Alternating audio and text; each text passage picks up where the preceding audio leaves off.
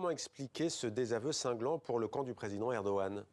Écoutez, comme le disait une citoyenne qu'on vient de voir sur le sujet, il y a plus de lassitude par rapport à Erdogan que vraiment de rejet.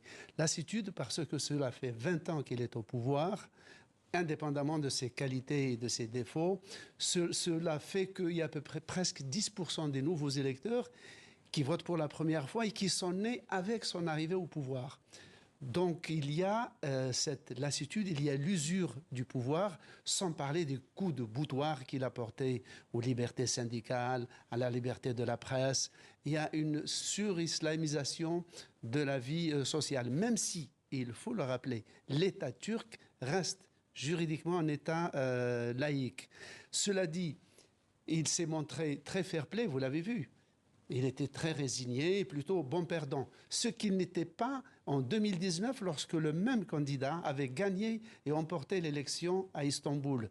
Il avait fait annuler le scrutin, il l'avait fait refaire et du coup, Ekrem İmamoğlu a gagné encore plus que lors du premier tour.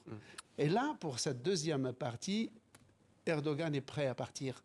Cela dit, ses compatriotes peuvent le féliciter d'avoir fait de la Turquie un véritable acteur géopolitique mondial. Et il y a aussi sur le plan intérieur la question économique qui pèse évidemment dans le résultat de ces élections municipales. Slimane, vous avez cité Erdogan, maire d'Istanbul, c'était avant qu'il devienne président. Il y a un homme qui rêve du même destin. C'est donc Ekrem İmamoğlu, un boulevard s'avère devant lui aujourd'hui. Qui est-il vraiment ?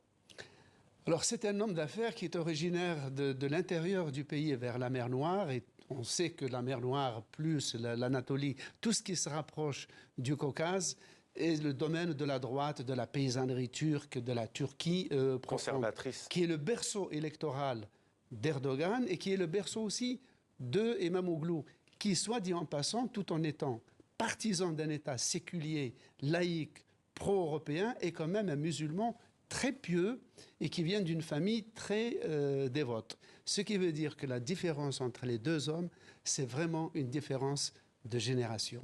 La Turquie paysanne, islamique, s'est affirmée pendant 20 ans. Il y a une classe moyenne importante qui est montée en Anatolie. Maintenant, c'est ce qu'on appelait au 19e siècle, chez les géographes français, la Turquie d'Europe, c'est-à-dire celle de la mer Égée, Izmir, Antalya, et celle d'Istanbul. C'est elle qui reprend le flambeau d'Atatürk. Et rappelons qu'Istanbul, c'est presque 20% de la population turque et 30% du produit intérieur brut de la Turquie qui est sur le territoire de l'Europe. Merci Slimane pour ce décryptage.